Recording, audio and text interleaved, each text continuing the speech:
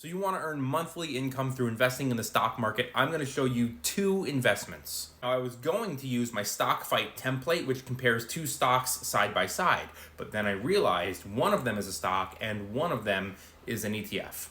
So I was like, oh, I have two templates. I have a stock template that compares two stocks, and I have an ETF template that compares two ETFs. I'll just fill out one column on the stocks and one column on the ETFs and cut and paste them together. But then I realized another problem, which is the PIMCO Dynamic Income Fund invests in bonds across the world, not individual stocks. And my ETF template has a holdings breakdown of individual stocks by sector. So I was, oh my God. So I'm going to compare gain and PDI, but it's going to be a little messy. All right, let's go. Oh, but first, smash that follow. So this is as far as I got. You can see as soon as I had to type in the market cap, I realized PDI doesn't have a market cap. It has assets under management, AUM. So Gladstone Investment is first. This is a BDC. That is a business development company. They specialize in buyouts, refinancing debt, senior debt securities, blah, blah, blah.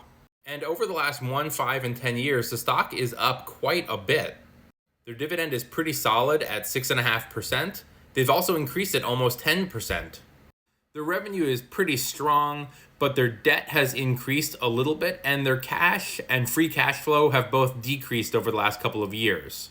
You can see here under cash and short-term investments that they had 14.5 million, and now they have 3.25. That's not great. And their free cash flow has also seen some ups and downs as well. They have a dividend safety grade of C-. That's not great.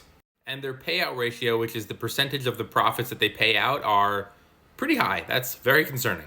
However, their 2024 revenue and 2025 revenue is expected to increase.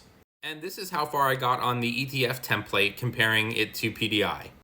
PDI has gotten absolutely crushed over the last 1, 5, and 10 years.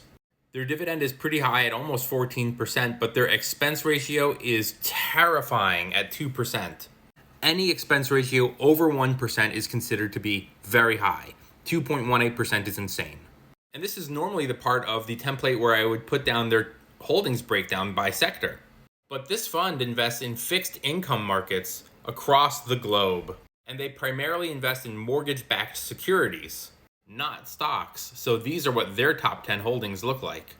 Both of these funds pay monthly, but Gain will give you around 8 cents and PDI will give you around 22 cents per month.